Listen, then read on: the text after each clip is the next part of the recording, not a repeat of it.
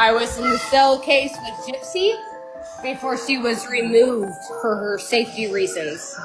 I don't know, but the story she told in jail, she was very proud about what she did to her mother, and now reading her book, she's all sad and resentful for it, but she was all game for it in prison.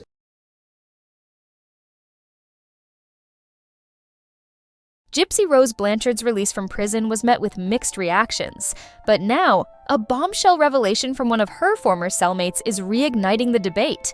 What you're about to hear could shake up everything you thought you knew about her. This isn't just about her past actions. It's about what she stands for and why some believe she's still a danger to society. And here's the kicker. It seems the authorities might have overlooked critical warning signs.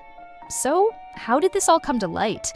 One of Gypsy Rose's former cellmates has dropped some shocking claims. And if what she says is true, it could seriously call into question whether Gypsy should have been released from prison. Allegedly, what she did, what she stands for, and what this cellmate revealed all point to her being a potential danger to society. It's disheartening that the authorities didn't seem to view it that way. But before we dive into the gritty details, let's backtrack and unpack what happened. Shout out to Lauren Cherie for capturing all of this drama during a TikTok live. She screen recorded it and shared the juicy details on her account. This new information has sparked a firestorm of controversy, leaving everyone questioning whether justice was truly served. The prison story Gypsy Rose does not want you to hear. This is all alleged. I'm going to start off with a trigger warning because I'm going to play a clip that describes a story that it briefly includes a mother who unalived her own child. So Gypsy Rose is at lunch one day sitting with other inmates and casually brings up that there's been an inmate transferred over to her pod that is in there for unaliving her child. Allegedly made a comment stating the child deserved it because the mother did not want the child. I'm going to play the clip now, and again, trigger warning if this is something you may be sensitive to. There's a brief mention of just who the mother is, not the crime. It does not go into detail about that. Again, I was in jail for attempted murder of my ex-fiance. I was in the cell case with Gypsy before she was removed for her safety reasons. So, I don't know, but the story she told in jail, she was very proud about what she did to her mother, and now reading her book, she's all sad and resentful for it, but she was all game for it in prison. She got her ass beat up during lunchtime because she was talking about how one of the girls who was put into her squad was there for attempted murder of her child. And she was sitting there saying how that child deserved it because the mom didn't want the child. Whoa, okay, we need to unpack this because that's a wild ride. Wow, talking about a mother unaliving her child and justifying it, that's going to trigger emotions for anyone. It's clear that in a place like prison, where every action and word is scrutinized, comments like those are bound to escalate tensions. But first off, let's just talk about the sheer intensity of being in jail for attempted murder. That alone sets the stage for a lot of tension. Then add in the fact that this person claims to have been in the same cell block as Gypsy, a figure so controversial and layered. That's already stirring the pot for maximum intrigue. The first thing that jumps out is Gypsy allegedly being proud of her actions while in jail. That's such a stark contrast to the remorseful tone in her book and public persona now. It raises a huge question. Was that a survival tactic, or is this a deeper reflection of her mindset? Honestly, if someone's boasting about something like that in such a high-stakes environment, it's hard not to wonder if they're playing some kind of game to fit in. Now, the lunchtime fight. That's another level. The idea that Gypsy was so outspoken that it led to her getting into trouble with other inmates over her opinions. Wow. She's about to have a baby. You can be all for abortion, but this mother physically, strangled her daughter to death. And that's not a way that you should be promoting anything. No. That baby didn't deserve that. You, as a 20-something-year-old, didn't deserve to take your mother's life either. You built up a year and a half's worth of evidence. You could have gone to the cops. No, she completely set up Nick. And Like me and like 2 other inmates told her we'd have more respect for her if she said the truth. That you committed your mom's crime, and that's what you're here for. And she would start to cry. And I'm sorry. You crying in prison shows everybody that you're guilty for what you did. Part about people calling her out for not owning her crime is fascinating because it feels like a recurring theme. People respect honesty, even in the worst situations. The claim that she broke down crying after being confronted adds a layer of vulnerability, but also guilt. Crying in prison, as mentioned, is seen as a sign of weakness or admission of guilt, which only compounds the tension. This story really highlights the complexities of Gypsy's narrative. Is she a victim, a manipulator, or a mix of both? Let me know what you think. Does this change your perspective on her story? So the person speaking in this live is a former prison mate of Gypsy Rose's.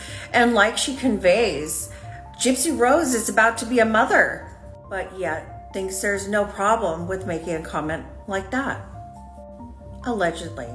I tried to sit here and write something out that would be impactful and meaningful, but I really have no words. Other than how a lot of people, including myself, are worried that this woman who's already a convicted unaliver is about to be a mother. And like Gypsy said, she's not going to be on parole forever. She is not going to be under supervision forever. Nobody in her family thought this was a good idea to begin with for a reason.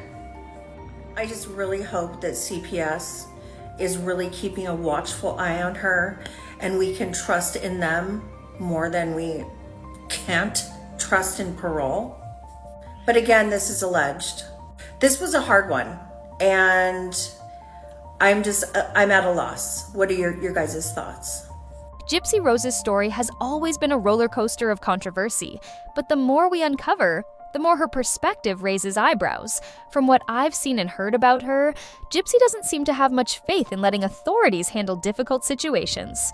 Take, for example, her apparent support for a woman contemplating ending her own child's life, despite the many other options available, like adoption, where countless families would be thrilled to provide a loving home.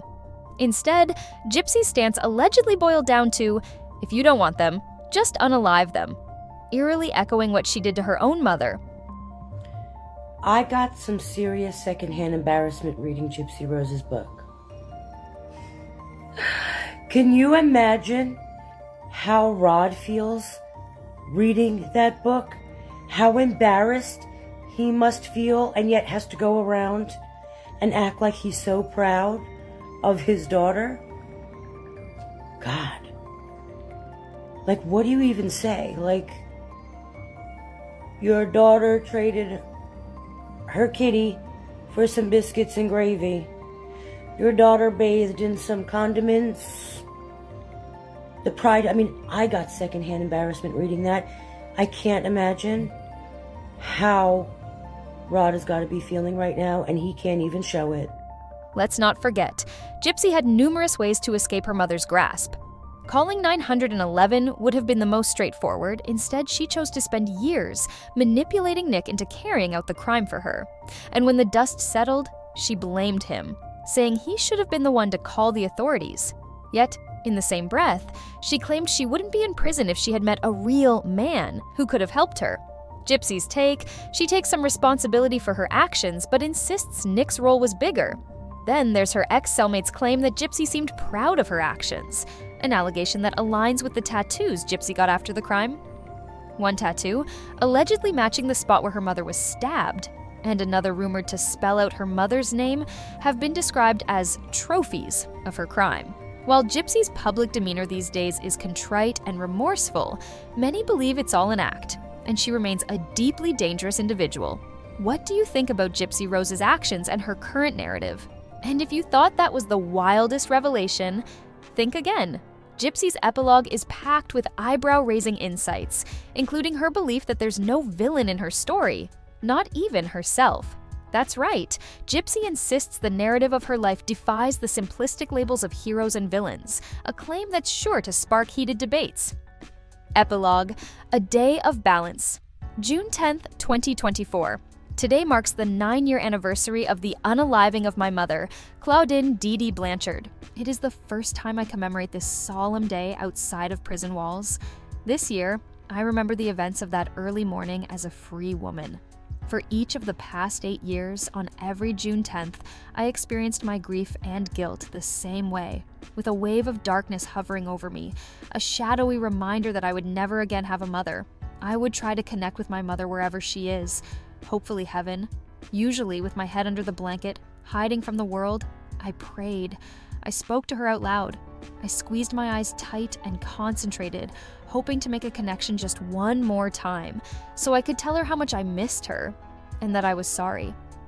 Year after year, no matter how hard I tried, I never felt her presence in the way many people say they do after their loved ones pass away. But this June 10th is different. On this June 10th, I myself am a mother-to-be. I'm pregnant. I have filed for a divorce from Ryan Anderson, and I got back together with my first fiancé, Ken. He's moved to New Orleans full-time as we gear up to welcome our baby in January 2025. When the OB/GYN's office called to schedule my first sonogram, where Ken and I would see our baby for the first time and hear the precious heartbeat, they suggested we do it on Monday, June 10th. I do not think this is a coincidence. Whether it is a message, a sign of the balance of the universe, or all three, what had been a date defined by scandal, horror, and sadness beyond comprehension has now become a day of excitement, joy, and celebration of life itself. With one phone call and a calendar appointment, a day of darkness has been transformed into a day of light. The shadowy wave is no longer hovering over me. I am able to ride it. I believe God rights wrongs. I believe in balance. Regardless of everything that my mother and I went through with each other, what I did to her and what she did to me, I'm now carrying her grandchild. Later today, when I see my baby on the doctor's monitor, I will wish that my mom was here for this. Maybe this means she is. June 10th no longer has to mark an ending, but a beginning. On future June 10ths, I will continue to remember the sadness of my last moments with my mother.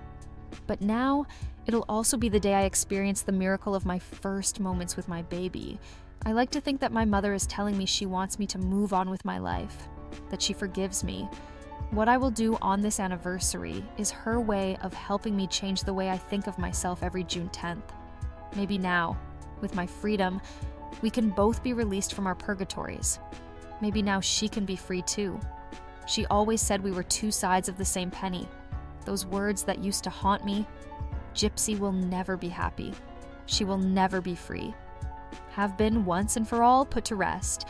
Nothing will ever erase the fact that I helped take a life, but all the same, nothing will mar my joy at the incredibly good fortune that I'm now helping give life. Balance is a beautiful force of nature. As I write this, I'm about at the halfway mark of my year of release from Chillicothe Correctional Center. Perfect timing to notice how balance in my life is regulating the chaos that once was. 6 months have gone by as quickly as a football season, and I can say with full confidence that despite what you might have seen or read about me, I've managed to hold on to the ball more than I fumbled it.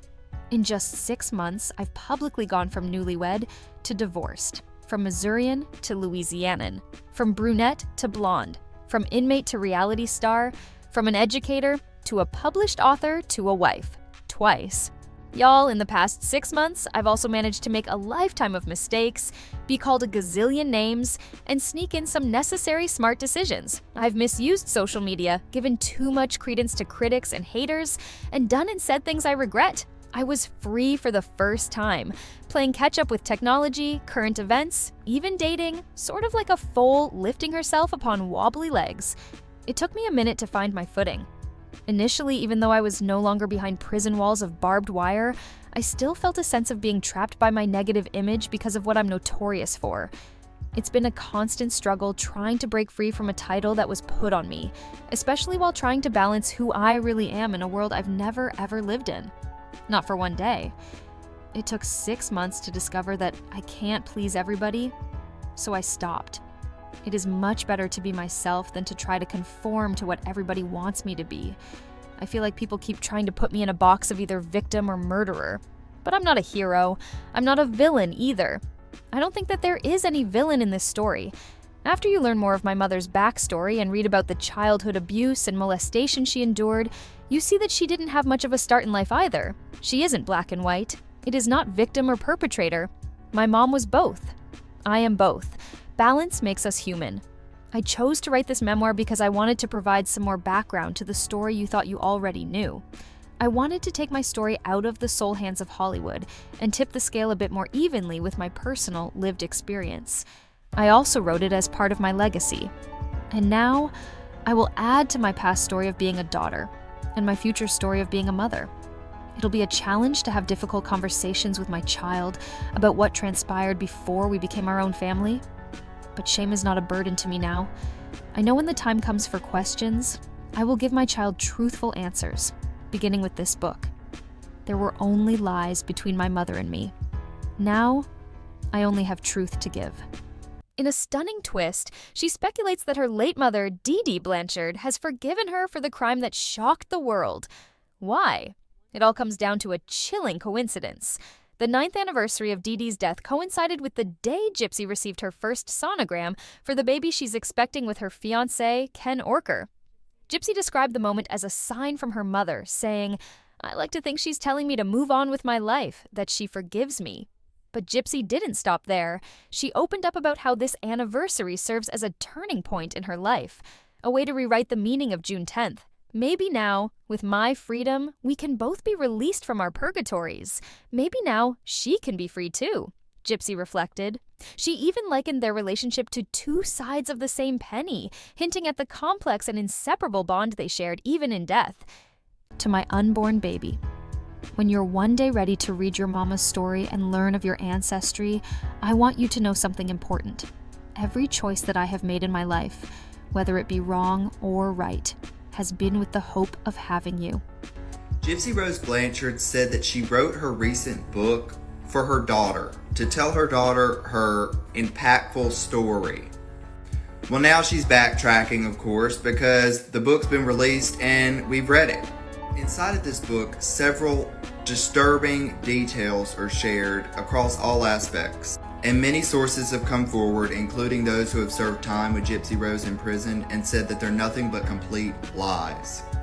Inside of Gypsy Rose Blanchard's book, she brags about trading intimate favors for soggy jail biscuits and gravy. In addition to this, there are several other disturbing, and some would argue unnecessary, details that are written within this memoir. Now many are questioning why Gypsy Rose Blanchard would expose her daughter to these disturbing details.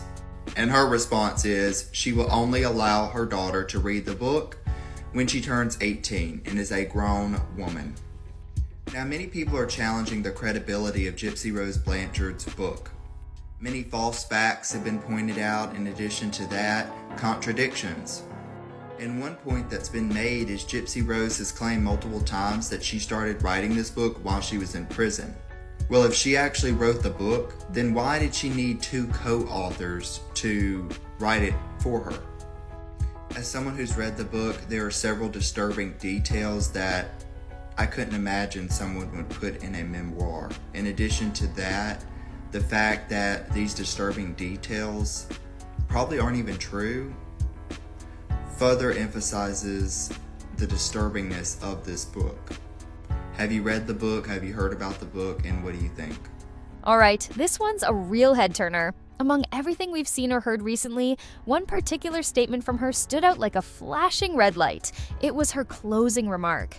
And wow, it left a lot of us speechless. She claimed that every single thing she's done, good or bad, was in pursuit of having her daughter. Sounds sweet at first, right? But hold on, because when you really unpack it, things take a darker turn. By framing her daughter's very existence as the reason for her own controversial past actions, yep, including her alleged mistreatment of her own mother, it seems like she's shifting the weight of her own choices onto her daughter. Let's call it what it is, a deeply manipulative guilt trip. Think about it. She's essentially saying, I did all of this for you, so you owe me forgiveness and gratitude. Not only is that unfair to her daughter, but it's also a pretty twisted way to justify her own behavior. Accountability, nowhere in sight. Instead, she's using this narrative to deflect criticism and paint herself as the ultimate martyr. Drop your thoughts, and don't forget to check back tomorrow for more updates.